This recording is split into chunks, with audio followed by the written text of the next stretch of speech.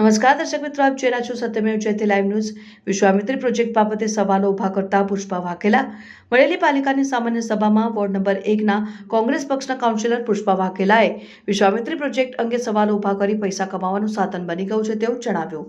તેમણે જણાવ્યું હતું કે ગતરોજ વિશ્વામિત્રી પ્રોજેક્ટનું પ્રેઝન્ટેશન ચાઇના સભ્યો અને પદાધિકારીઓની હાજરીમાં કરવામાં આવ્યું, જે તમામ સભાસદોની હાજરીમાં થવું જોઈતું હતું, જેથી તમામ સભાસદોનું ઘોર અપમાન થયું છે। ત્યારબાદ અમારા પત્રના આધારે અલગથી સભા બોલાવીને તમામ સભાસદો સમક્ષ આ પ્રેઝન્ટેશન રજૂ કરવામાં આવનાર છે। આ સાથે અગાઉ આવા પ્રોજેક્ટ થયેલા છે જે સરળ નહીં રહ્યા તેવું પણ તેઓએ જણાવ્યું અને ગેસ પ્રોજેક્ટનો દાખલો આપતા જણાવ્યું હતું કે ગેસ ખાતાને ખાનગીકરણ કરવામાં આવ્યું, ત્યારબાદ પાલિકાને એક પૈસાનો પણ ફાયદો થયો નથી। વિશ્વામિત્રી પ્રોજેક્ટને જબરદસ્ત પૈસા કમાવાનું સાધન ગણાવી વધારે ભાવે કામ કરાવવાનો કારસો રચ્યો હોવાનું તેમણે જણાવ્યું। સાથે થયેલ દબાણો મુદ્દે પણ સવાલો ઉભા કર્યા હતા।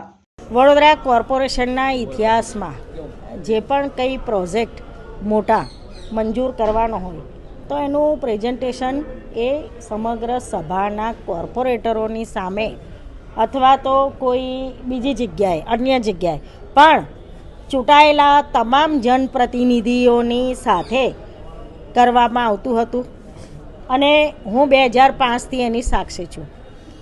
પહેલીવાર એવું થયું કે અહીંયા બેઠેલા સત્તા પક્ષમાં બેઠેલા લોકોએ વિશ્વામિત્રી બાબતે પ્રેઝન્ટેશન ગઈકાલે કર્યું તો સ્ટેન્ડિંગના 12 સભ્યો અને 5 પદ અધિકારીઓની વચ્ચે કર્યું।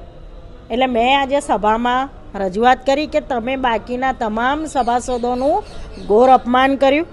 એમણે 24મીએ સભા રાખવી પડી સ્પેશિયલ, એ અમારા પત્રના કારણે રાખવી પડી છે, બાકી એમણે સ્ટેન્ડિંગ કમિટી સમક્ષ મૂકી દીધું એટલે બધું આવી ગયું અને એમાં જે ઊંચા ભાવે કામો બજાર કિંમતથી પણ ડબલ તિબ્બલ ભાવે જે કામો, જે કામ 2 રૂપિયામાં પતતું હોય 20 રૂપિયામાં આપવાનું, આ કામો કરીને મેં સભામાં કીધું છે કે તમે તો કુદરતી આફતને કમાવાનો અવસર બનાવીને ખિસ્સા ભરવાનું કામ કરાવી આપો છો, બરાબર છે।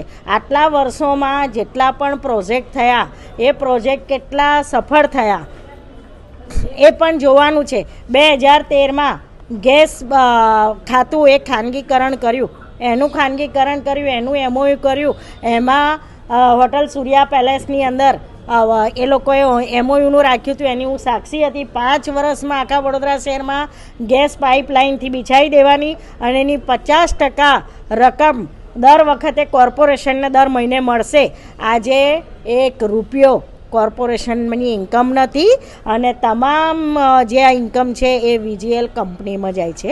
એટલે મારી આ રજૂઆત હતી કે વિશ્વામિત્રીને ઊંડી કરવાની તમે વાત કરો છો, વિશ્વામિત્રીને આજુબાજુની સફાઈની તમે વાત કરો છો, પણ વિશ્વામિત્રીના દબાણ ખોલવાની વાત કેમ નથી કરતા? 1995થી ભારતીય જનતા પાર્ટીનું શાસન છે। મેં આજે સભામાં કીધું છે કે તમારામાં માનવતા હોય તો 95 પહેલાં વિશ્વામિત્રી ઉપર કેટલા દબાણો હતા અને આજે કેટલા દબાણો છે, કોના છે, જમીનો જોનફેર કોણે કરી અને જમીનોના માલિક કોણ છે, એ તમામ તમારે અહીંયા સમગ્ર સભામાં મૂકવું જોઈએ। 95થી તમારું શાસન છે અને આજ દિન સુધી તમે વિશ્વામિત્રીના નામે ફક્ત ફંડ ફાળવ્યું છે, કામગીરી કરી નથી। આખી નદી પવિત્ર માં નદી કે